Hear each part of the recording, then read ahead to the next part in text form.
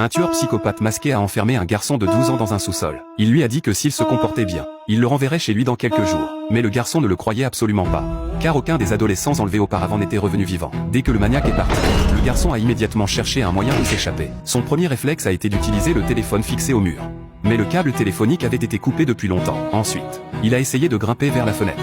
Mais elle était trop haute pour qu'il puisse l'atteindre. À ce moment-là, le maniaque est revenu dans le sous-sol et a averti le garçon que s'il était surpris en train de fuir, il subirait une punition sévère. Après ces mots, le tueur a verrouillé la porte et est parti. Il ignorait que le garçon possédait des capacités médiumniques.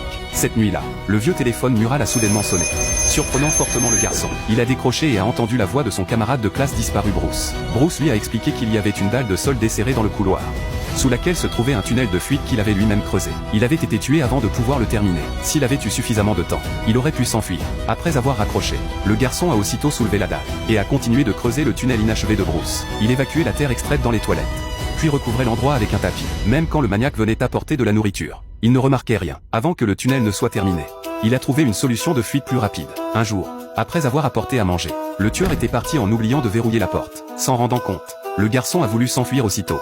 Mais le téléphone a de nouveau sonné. Il a hésité un instant et a décidé de répondre d'abord. Cette fois-ci, ce n'était pas Bruce qui appelait, mais un autre adolescent assassiné nommé Billy. Billy l'a averti de ne surtout pas sortir. C'était un piège tendu par le maniaque, destiné à l'inciter à tenter de fuir pour avoir un prétexte de le punir. Billy était déjà tombé dans ce piège. Le maniaque l'attendait près de la porte, l'a attrapé, et l'a battu à mort avec une ceinture en cuir. Pour vérifier les paroles de Billy, le garçon s'est approché discrètement de l'escalier et a jeté un œil. Il a effectivement vu le maniaque assis juste en face, tenant une ceinture de cuir, prêt à s'en servir. Terrifié, il est vite retourné dans le sous-sol. Billy a rappelé et a dit au garçon qu'un fil était caché dans une fente du mur, qu'il pouvait utiliser pour grimper jusqu'à la fenêtre.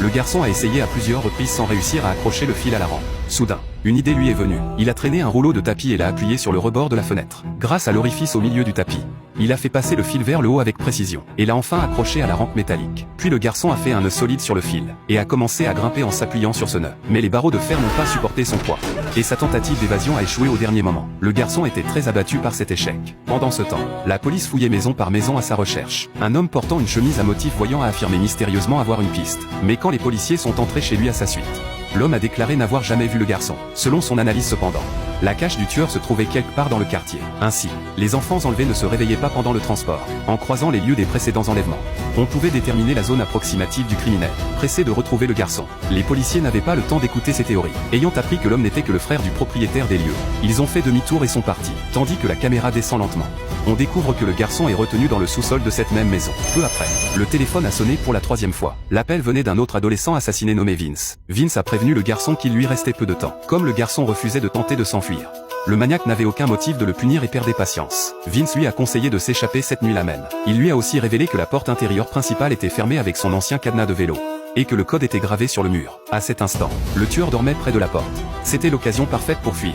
Prenant son courage à deux mains, le garçon est sorti du sous-sol. Au rez-de-chaussée, il a vu le maniaque assis juste en face, profondément endormi. Surmontant sa peur, le garçon s'est approché silencieusement de la porte, et l'a ouverte grâce au code donné par Vince. Mais l'aboiement d'un chien a réveillé le tueur. Il est aussitôt monté dans sa voiture, a poursuivi le garçon, l'a assommé d'un violent coup de poing, et l'a traîné de nouveau dans le sous-sol.